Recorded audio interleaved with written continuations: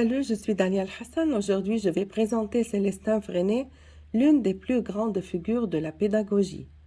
Dans le courant de l'éducation nouvelle du XXe siècle, le pédagogue français Célestin Freinet lance sa fameuse piste éducative. Avant de passer voir ses pratiques pédagogiques, voyons qui est Freinet. Il est né en 1896 à Gare dans les Alpes-Maritimes. De 1912 jusqu'à 1914, il entre à l'école normale d'instituteurs de Nice pour devenir enseignant. En 1916, il participe à la bataille de Verdun, où il est blessé par balle au poumon, ce qui va laisser des séquelles. En 1920, il est nommé instituteur à Bar-sur-Caux.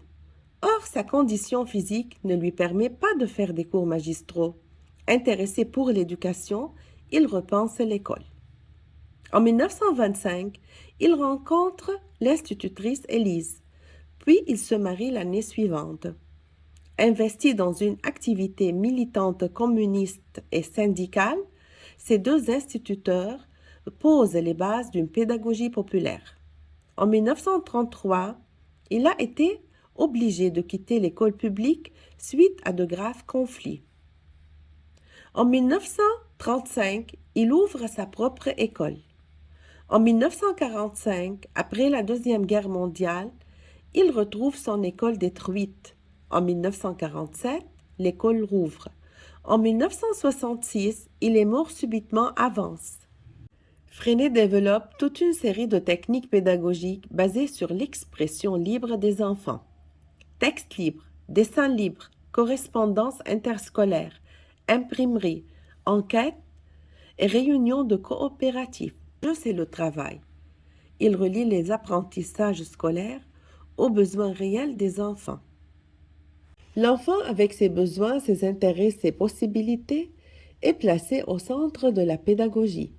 Il développe ainsi une responsabilité individuelle et collective. Il préconise de remplacer le verbalisme et les cours magistraux par des activités de recherche, de découverte et par les expériences. Longtemps, j'ai fait des expériences. Je prenais l'après-midi mes gosses, leur faire le tour du village où on allait, en passant, regarder le boulanger ou bien regarder le forgeron, puis on allait faire le tour dans la campagne, on ramenait toute une moisson de choses très intéressantes. Et alors, à ce moment-là, nous faisions déjà un compte rendu au tableau.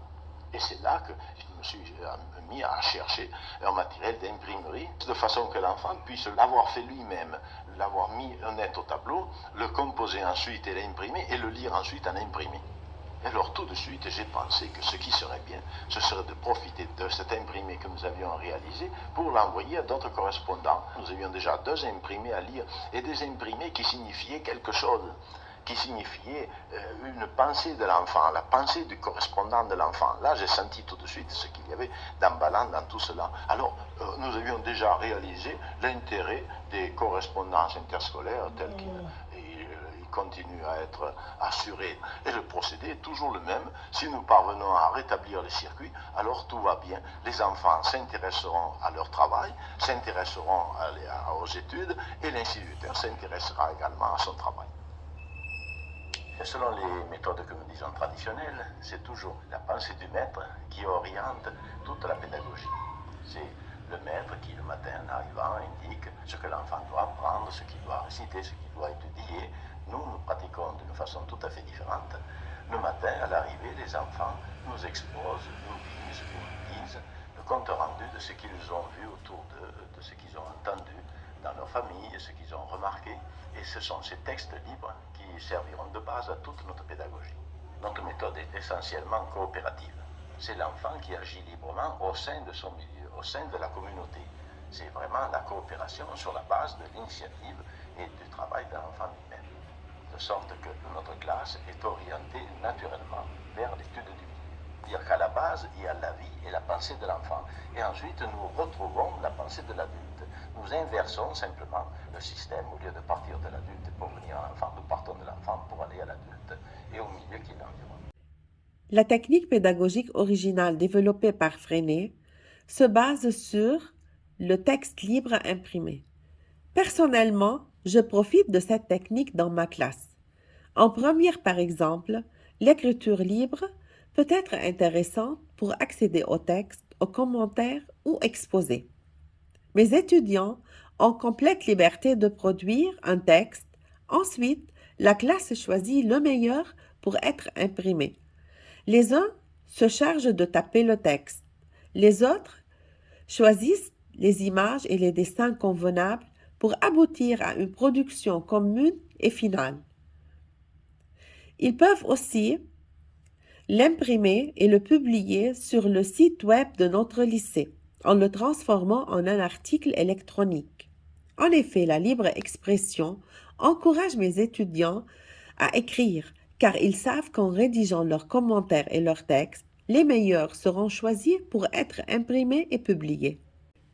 Freinet préconise le remplacement des cours magistraux par des activités, des recherches et des enquêtes. Ceci est mis en relief dans ma classe en appliquant la classe inversée. Je passe ainsi d'un modèle centré sur le professeur à un modèle centré sur l'étudiant afin de répondre aux besoins individuels de chacun. Freinet propose une série de techniques qui favorisent l'apprentissage expérientiel, où les étudiants sont les véritables protagonistes de leur apprentissage. Ce type préconise la participation à des activités se situant dans des contextes les plus rapprochés possibles des connaissances à acquérir, des habiletés à développer et des attitudes à former. La pédagogie coopérative Freinet lie sa théorie à une volonté de transformation sociale et estime qu'une autre éducation doit permettre l'émancipation des classes populaires. C'est pourquoi il implante la coopération dans l'enseignement public, surtout dans des quartiers défavorisés. Il recourt à des pratiques visant à acquérir l'esprit critique et la coopération.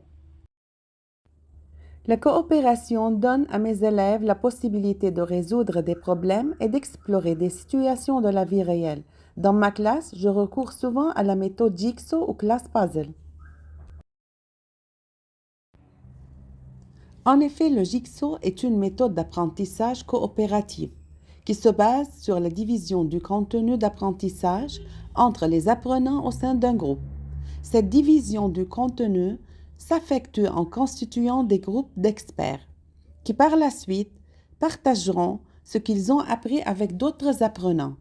Cette méthode est connue dans le monde de la pédagogie coopérative car elle permet de faire en sorte que chaque apprenant, quel que soit son niveau, puisse jouer un rôle unique dans l'acquisition de connaissances au sein d'un groupe de travail.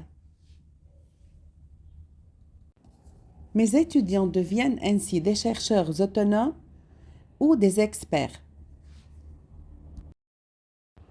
Freinet expérimente aussi des pratiques fondées sur le questionnement des élèves. Cette interaction entre élèves et professeurs favorise un véritable apprentissage riche et fructueux. La méthode interrogative fait progressivement émerger des savoirs par les étudiants. Elle dynamise ma séquence. Cette méthode s'appuie sur le principe de la maïeutique utilisé par Socrate, c'est-à-dire l'art de faire accoucher l'autre de son savoir. J'apporte de nouvelles connaissances en posant des questions qui encouragent mes apprenants à réfléchir et à trouver des réponses.